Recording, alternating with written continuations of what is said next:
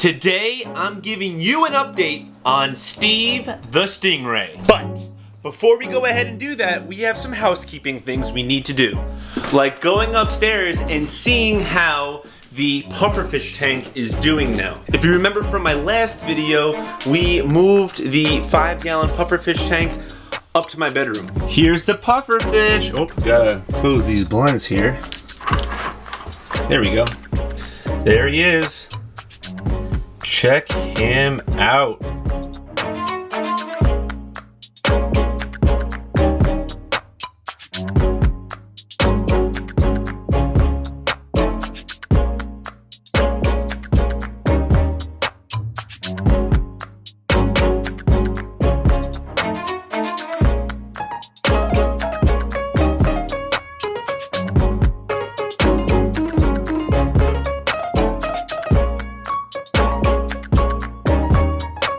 He's doing pretty well inside of this tank.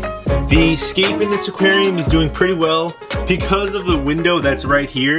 The algae builds in this tank very quickly. If you remember, this tank was covered in blackbeard algae. It still has a little bit on the sides over here, but overall it's doing pretty well. I did kind of unveil to you some of the scape that's going on over here. The nice rock display that's going into the woodwork.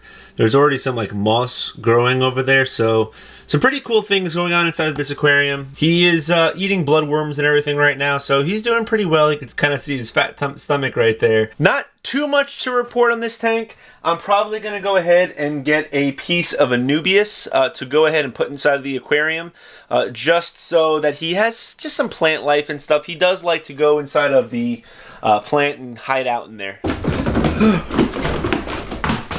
Let's go back downstairs and see how the other fish are doing. Oh yeah, it's the Penplex 2-in-1 aquarium. We got the beta fish over there doing well. We have the blue crayfish over here doing well. But there's no other crayfish with this crayfish. Why? Because this big male crayfish actually beat up the other females. The female platinum crayfish that we had inside. So there's the one crayfish and the other one is dead because of you. This one actually got beaten up pretty badly.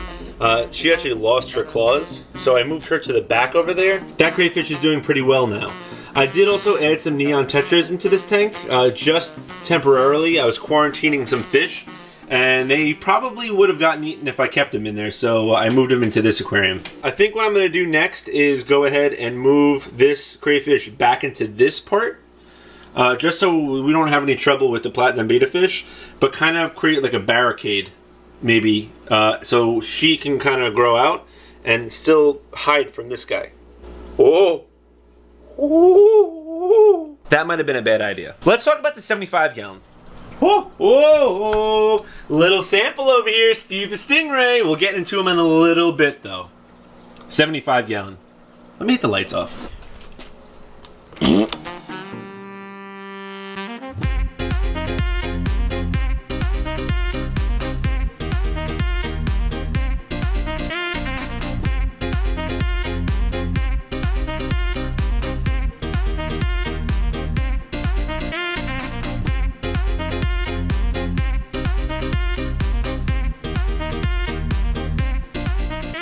Okay, so a 75-gallon. If you remember, the Waru is now inside. There he is. The Waru's right over there. The reason why the Waru is now inside of this aquarium is because this Waru is beating up on Steve the Stingray. So we have 4 cichlids inside of this aquarium now. It's probably a little bit overstocked. It has George the Oscar, my Jack Dempsey, my double-spotted pike right back there, and then we have the Waru. Oh, also we have the rhino pleco that's in here as well. So this aquarium is definitely on the overstocked side a little bit right now. Probably going to be doing something with this Waru, just because the Waru get pretty big. They will get to be about the size of this Oscar. We really don't want 2 Oscar-sized fish. This is a female Jack Dempsey, so she's not getting much bigger than that.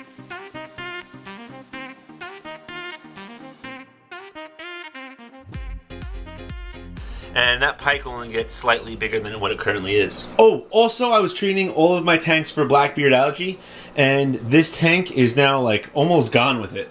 I wanted to stop the blackbeard algae because Steve the Stingray. Now, if you're unsure what happened in my last video, Steve the Stingray was getting nipped up very badly. He was on the verge of death.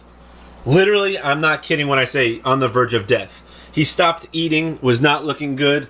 There were tons of geophagus inside this aquarium, and fish like that. I rehomed them so that he could heal up.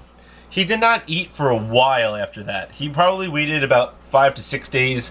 The tank was off because of the blackbeard algae that was inside of the aquarium. I turned the lights back on a little bit and kept on trying to feed him, and he's eating again, guys. He still looks a little bit thin.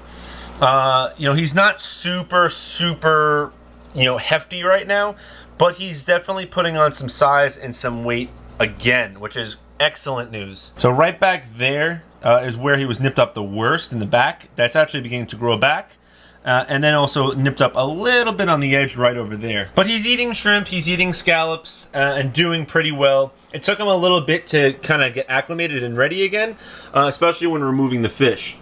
Because we did remove so many fish from here, we do have some stocking options. This tank is definitely a little bit on the understock side right now. And a lot of the fish that used to hide a lot, their personalities changed a lot. These datinoids used to hide like crazy with the geophagus in here, and now they're coming out like they're literally always out swimming around, which is really nice to see. My striped pike, which is right up there, he's been a little bit more active. My hoplo catfish have been a lot more active. Even this purple spotted gudgeon here has been a lot more active. Overall, some pretty cool stuff happening inside of this aquarium with the geophagus now out. I do know that someone actually went to Tropical Showcase to pick up the geophagus that were inside this aquarium, and I think they're doing pretty well. So shout out to the person who got them, and we obviously wish them the best of luck. Whoa, look, there he is, Steve. He's getting camera shy. Let's take a look at the 29-gallon tank, the Wolffish tank, and then I'll give you some updates on what's going to be happening. Alright guys, so this is the 29-gallon aquarium. This tank's definitely on the little bit of overstocked side. So this tank's a little bit on the stock side. This tank needs some help. So I'm going to be going ahead and moving the roseline sharks, and I also have 4 Australian rainbow fish in this aquarium that'll be going into this tank. These are Australian rainbow fish, so they will be doing well together. There's 8 in here right now, and there's 4 in here. So there'll be a total of 12 in the 125. And then I believe I have 8 roseline sharks. I do also have some plecos in here that I will be looking to move into the 125 soon, but they definitely need to put on some size first. Oh, also, talking about geophagus, I do still have these little geophagus steindachnerii fry from some of the fish that I rehomed. They're growing out right now. Probably going to be looking to move them somewhere as well. But not too much to talk about the 29-gallon tank. This tank's kind of relatively, established. Have some pretty cool fish in here that I'll also be adding in here when I take out some of the roseline sharks. And to the Wolffish tank.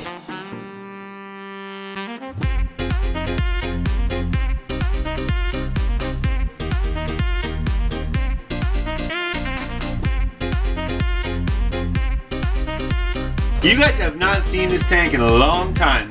I actually just escaped this tank recently. I know I promised you guys a Wolffish care guide video, and that will be coming very soon, I promise you. The Wolffish has been doing pretty great though. He's been eating like crazy. He's been swimming like crazy too, hence the reason why this is all moved like this. I escaped this tank beautifully. Here's actually a photo of what this tank looked like the day I escaped it. It looked so nice, but just like regular Wolffish, he's gonna make this tank any way he wants to do it. Overall, I love this fish. It's got crazy personality, super aggressive eater. I'm actually gonna see if I can give him some tank mates soon. I have some fish in my quarantine tank over there that are a little bit big, that necessarily won't fit inside of his mouth. So we'll see if he'll accept tank mates in this. He's right now in a 15-gallon fish tank. It's not his permanent home, I'm going to end up putting him inside of a 29-gallon tank. And the cool part about it is that's a 29-gallon tank, and a 29-gallon tank can fit right there. So he'll be in a pretty good home and with some decent amount of space when he grows out. I'm not going to give you too much information about wolffish right now, but I'll cover it when I do the actual care guide for the red wolffish. I didn't forget. Let's put the lights back on. Overall, I am ecstatic about the actual status of all of these aquariums.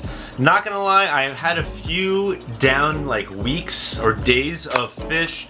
I did lose some fish in some of my aquariums, but since that all happened, everything is on the up and up right now. So I literally can't control the amount of happiness I have regarding my tanks right now. Steve the Stingray is like a dog to me.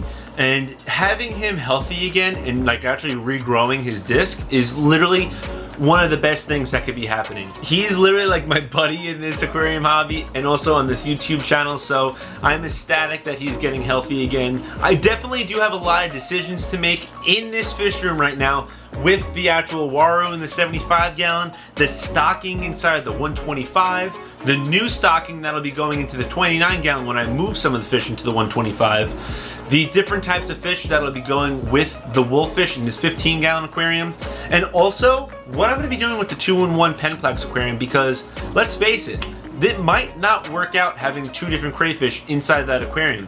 So we'll have to see what we do. But that is it for this video, guys. That is the update on my fish down here. I will be coming out with a video kind of releasing the new fish that I have in quarantine.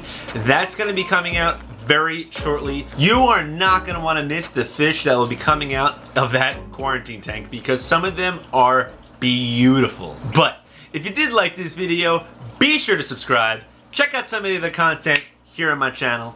Ding that notification bell if you already subscribed. Most importantly, don't forget to fish on.